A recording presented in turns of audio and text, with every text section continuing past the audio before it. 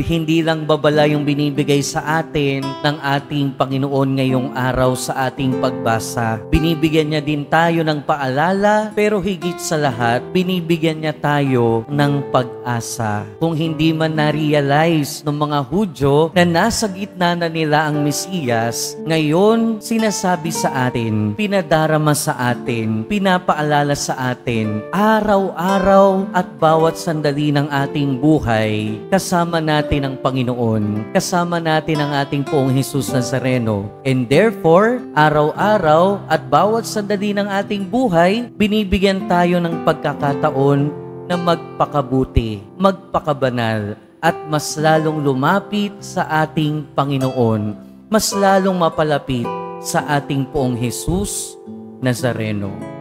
Amen.